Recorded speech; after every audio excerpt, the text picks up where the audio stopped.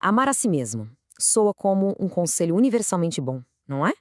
Mas e se eu dissesse que, em alguns casos, isso pode ser visto como um pecado, e em outros como um dever? Pois é, essa é a contradição que a gente vai tentar desvendar hoje. E aqui o conflito fica bem claro. Uma das principais éticas do mundo parece nos dizer duas coisas ao mesmo tempo. Não seja egoísta e use o seu amor por si mesmo como padrão para amar os outros. Ué, parece impossível seguir as duas regras ao mesmo tempo. Como a gente resolve isso? Para começar a desfazer esse nó, vamos direto à fonte e analisar de perto essa aparente contradição bíblica. Como é que duas ideias que parecem se anular podem vir do mesmo lugar? Vejam só este contraste. De um lado, o orgulho, o foco excessivo no eu, tudo isso é claramente condenado. Mas, do outro lado, o maior mandamento, o de amar o próximo, usa o amor por si mesmo como ponto de partida, como modelo a ser seguido. É como se nos dissessem para não usar uma ferramenta que, ao mesmo tempo, é essencial para o trabalho. Fica confuso, né?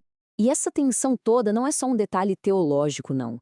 Ela nos leva a uma questão ética fundamental que qualquer pessoa pode enfrentar. Afinal, qual é o lugar correto do eu na vida moral? E a primeira reação é pensar que isso simplesmente não faz sentido. Se egoísmo é ruim, como que o amor por si mesmo pode ser bom? Parece um quebra-cabeça sem solução. Só que a chave não está em escolher um lado e descartar o outro. A resposta é bem mais sutil. É aqui que a solução para o enigma começa a aparecer, com um conceito fascinante conhecido como a ordem dos amores. E aqui está a grande revelação. O problema nunca foi o ato de amar a si mesmo. O problema sempre foi a ordem. A verdadeira questão não é se amamos a nós mesmos, mas onde esse amor se encaixa na nossa lista de prioridades.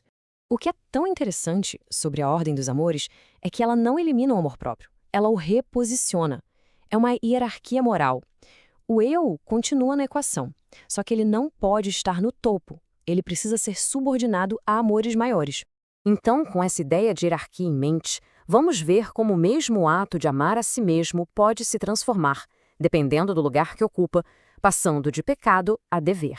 Olhem para esta configuração. Quando o amor a si mesmo toma o primeiro lugar no pódio, empurrando tudo e todos para baixo, ele se corrompe. É exatamente nesse momento que ele se torna o pecado do egoísmo. É a hierarquia completamente invertida. Agora, vejam a diferença. Nesta ordem, o amor próprio ainda existe, mas ele está em seu lugar correto, em terceiro. E é nessa posição que ele se transforma de um vício em uma virtude.